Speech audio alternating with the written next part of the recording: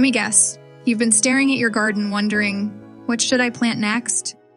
Or maybe you've been putting it off thinking the timing's not right. Well, I've got great news for you. In Zone 7B, there's always something fun to grow. And today, I'm walking you through the perfect planting calendar for your best garden yet. Trust me, by the end of this, you'll be ready to get your hands in the dirt. Before we dive in, let me share a little story. A few years ago, I planted tomatoes way too early. I was so eager that I didn't check the frost date's beginner mistake. Long story short, they froze, and I learned my lesson. Timing is key in gardening, and that's exactly what we're focusing on today. Whether you're new or experienced, these tips will keep you on track. So grab a cup of coffee, sit back, and let's get started. And hey, if you've ever had a gardening mishap like mine, share it in the comments. I'd love to know I'm not alone. January planning and preparation. January is a quiet month. No outdoor gardening just yet. Instead, it's all about planning and getting ready for the year ahead. Indoors, start your cold-tolerant veggies like broccoli, cabbage, and kale. These early starts will give you an advantage when the growing season begins. Now is a good time to check your seed stash. Do you have everything you need? If not, make a list and order early because popular seeds can sell out fast. I learned this the hard way one year. I waited too long to order seeds thinking I had plenty of time, only to find myself paying extra for late season shipping. Trust me, it's a mistake you'll only make once. February, start indoors. February is the perfect time to start onions, leeks, and lettuce indoors. These crops benefit from an early start under grow lights. Make sure your seedlings get enough light to grow strong. And don't forget to keep the soil damp but not soaked. Nobody wants soggy seedlings. I remember one time I thought the more water, the better, and ended up drowning an entire tray of seedlings. It was a tough lesson, but a helpful one. Sometimes less is more when it comes to watering. March early cool crops. March is when things start happening outdoors. It's time to plant cool weather crops like peas, radishes, and spinach directly in the ground. These plants thrive in the early spring chill. But before you plant, get your soil ready by adding compost. Your plants will thank you for it later. I personally enjoy using an old garden fork to loosen the soil. There's something so rewarding about breaking up those clumps of dirt. It's almost like breaking apart a rich chocolate cake, only this cake feeds your plants instead of your sweet tooth. April, the big planting month. April is the month when everything gets going. Start tomatoes, peppers, and eggplants indoors. Outdoors, it's time to plant carrots, beets, and Swiss chard. If the last frost date has passed, you can also start hardy herbs like parsley and cilantro. I've learned to be careful with April planting. One year, I got too eager and planted all my tomatoes outside early. A surprise frost hit and wiped them out overnight. Lesson learned, always wait for that frost date. May summer veggies galore.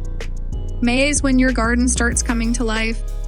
Now's the time to plant summer staples like tomatoes, peppers, cucumbers, and squash. You can also sow beans and corn directly into the soil. Don't forget to mulch around your plants. Mulch helps keep the soil moist and blocks weeds. It's like a cozy blanket for your plants. One year, I skipped mulching, thinking it wasn't necessary. By June, my garden was overrun with weeds. I spent hours pulling them out a mistake I won't make again. June maintenance and second plantings.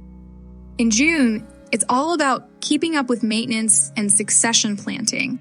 Keep the harvest going by planting more lettuce, radishes, and bush beans. Watering is critical during this time. In the summer heat, even one day without water can stress your plants. I have a bad habit of forgetting to water during heat waves, so now I set an alarm on my phone. My neighbors probably think I'm odd as I dash out with a hose every afternoon, but it's worth it to keep my garden thriving. July heat-loving crops. July is the month for crops that love the heat. Okra, and melons flourish in the summer sun. But be sure to shield your more delicate plants during extreme heat. An old bedsheet works great for providing shade. Once I used my favorite beach towel to protect my plants from the sun. Let's just say it wasn't a good idea when I needed that towel for the beach later. Lesson learned. August fall garden prep. August is all about getting ready for your fall garden. Start cold-tolerant veggies like broccoli, cabbage, and kale indoors. Meanwhile, clear out any spent summer crops to make room for the next round of planting. Compost those old plants and turn them into rich, fertile soil for your garden. Composting feels like magic to me. It's amazing how kitchen scraps and garden waste can turn into something so helpful for your plants. September fall planting. September is the time to plant fall crops like spinach, turnips, and arugula directly in the garden. It's also the perfect time to transplant your fall seedlings. Protect your young plants with row covers to keep pests away, but make sure those row covers are secured well. One windy day, I watched my row covers fly halfway across the yard. It was a hassle to retrieve them and set them up again, but at least my plants stayed safe. October cool weather crops. October is garlic and shallot season. Plant them now for a delicious summer harvest. Once planted, add a layer of mulch to shield them from the winter cold.